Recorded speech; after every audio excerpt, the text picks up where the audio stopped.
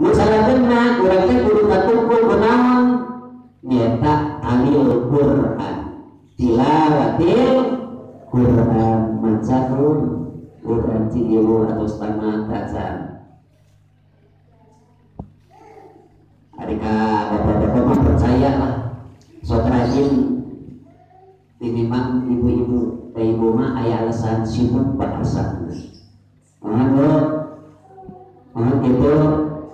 gitu kan Quran kudu nama dina sasi Ramadan teh urang kakumpulkeun nyaeta kunaon maca Al-Qur'an itu ngamarina hormat dina sasi Ramadan peda dina sasi Ramadan teh nyaeta nuzulna kitab suci Al-Qur'an minimal atuh sasasi teh satamangka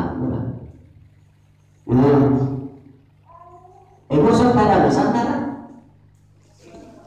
asal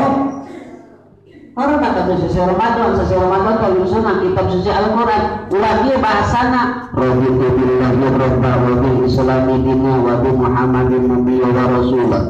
wa bil qur'ani imama wa hukma wa bil mu'minina wal mu'minati ikhwana cek ibu teh diucapkeun di mana diparentah ku Gusti Allah salat ngabalieur tina eta salat diparentah puasa komo lapar itu ngabalieur we tapi bahasana ridho di pangeranan kudu dengan nama Gusti Allah. Allah teh jadi pangeran abdi sadari itu. Kade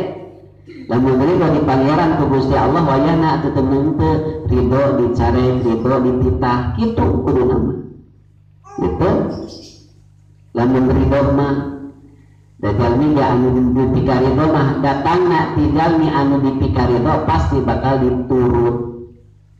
Lamun orang cinta contohnya kanjungan alam yakni Kanjeng Muhammad cinta bahasana pasti sakur-sakur perkara musuping di junjungan pasti bakal dilaksanakan dan bakal ditinggalkan